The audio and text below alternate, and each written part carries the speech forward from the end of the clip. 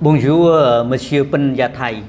Merci de venir, d'être venu et puis de venir visiter notre bureau, le bureau de Thmei Thmei en langue cambodgienne et puis le bureau de Cambodianese en langue anglaise. Et puis, ma question concernant surtout vos études en fait. Vous êtes parti étudier l'ingénieur, c'est ça, au Canada? Oui, oui. Mais quel type d'ingénieur par exemple? Le génie civil. C'est le métier, c'est le génie civil. Quand vous êtes diplômé, vous êtes devenu ingénieur civil. Autrement dit, ce sont les constructions civiles, les développements civils, agricoles et autres, développement rural, tout cela. Oui. Et donc, mais avant de partir, par exemple, étudier au Canada, vous avez obtenu dans les années 60, 61, quelque chose comme ça, le champion national en mathématiques, c'est ça? Donc, c'est-à-dire, j'étais lauréat du concours général de mathématiques au Cambodge. Et comme vous avez vu dans le livre, c'est une photo souvenir de la reine Norodom Kosama, qui m'a remis comment s'appelle ça, la récompense nationale.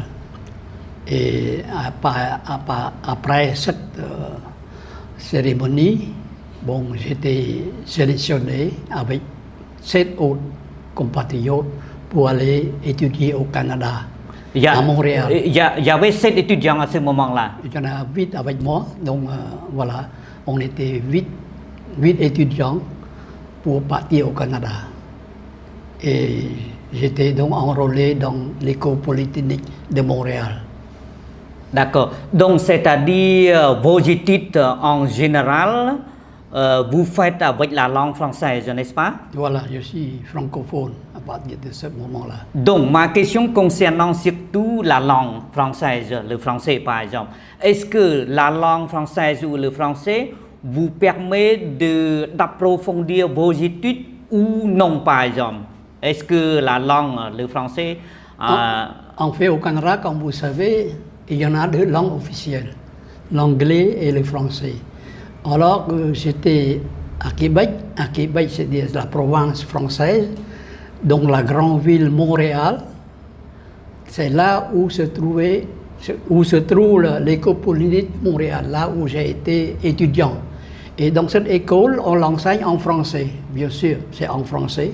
Toutes les explications sont en français, mais une bonne partie des livres sont aussi en anglais, ce qui nous permet d'apprendre l'anglais en même temps. Voyez, voilà. Mais, donc vous parlez 2 langues, le français et l'anglais en fait en même temps. Oui, mais la lecture surtout c'est en anglais, parce que les livres sont en anglais. D'accord. Alors que l'éducation, la parole, le professeur, il parle en français. Mais pour vous, par exemple, en connaissant le français, est-ce que ça vous permet, par exemple, d'approfondir vos études, votre réflexion un peu en profondeur, ou le français est comme la langue khmer, par exemple, où le français, il y a une particularité un peu spéciale? Non, le français est assez complet, si vous voulez. Il y en a de toutes sortes de réflexions que vous pouvez se faire en français. Il n'y a pas de problème. Seulement, certains livres spécialisés sont en anglais, c'est tout. C'est pour compléter, si vous voulez, cette langue française. Voilà.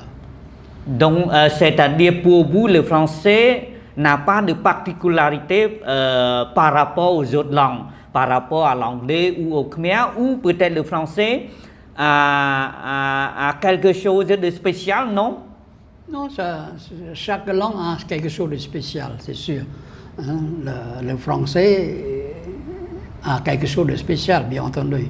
Par exemple, en littérature, le français est très fort, mais en technique, peut-être l'anglais est un peu plus avancé, si vous voulez, plus simple, si vous voulez.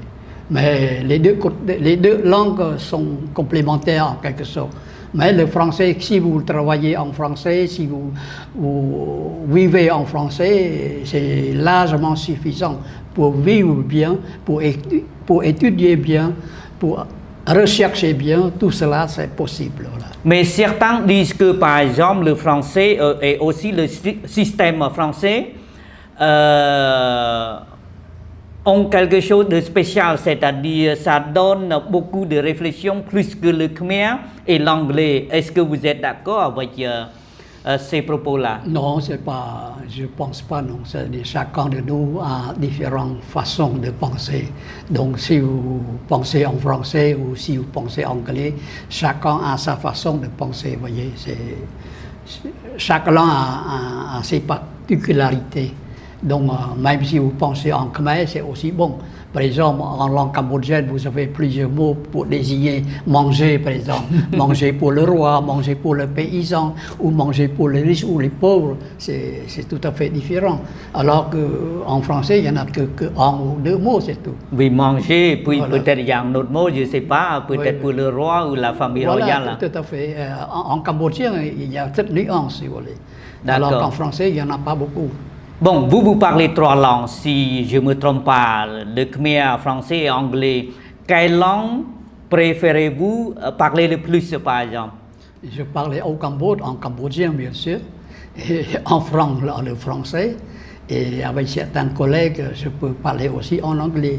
Voyez? Mais quelle langue qui sort rapidement, par exemple, de votre tête, ce qui vous permet de s'exprimer facilement, par exemple? Et pour l'instant, j'ai vu en France, donc plus facilement en français, bien sûr. Voilà. D'accord. Mais quand vous rencontrez les Cambodgiens, on parle en cambodgien, c'est plus facile aussi. D'accord. Voilà. Donc, par exemple, l'année prochaine, normalement, le Cambodge va organiser le sommet de la francophonie. Pour vous, est-ce que le sommet de la francophonie est un événement crucial pour les Cambodgiens francophones et aussi pour les pays francophones? Est-ce que pour vous, quelle est l'importance d'organiser par exemple le sommet de la francophonie au Cambodge et aussi pour la première fois dans l'histoire du pays? Je pense que comme le Cambodge est francophone, bien entendu, maintenant il devient un peu aussi anglophone. Le fait d'organiser quelque chose en français au Cambodge, c'est très bien, je trouve. Ça peut raviver un peu l'esprit francophone au Cambodge. Et ça permet aussi d'avoir d'autres relations avec des pays francophones. Et chaque langue a ses importants, vous voyez. Mais bien entendu, le français est aussi important que les autres langues. Et je recommande que cette francophonie soit encore plus développée pour l'intérêt de tout le monde. Bon, merci Monsieur Pinjathai pour votre temps précieux pour notre journal tmay.com et cambodiannews.com. Merci beaucoup, Monsieur. Merci aussi, merci. Merci.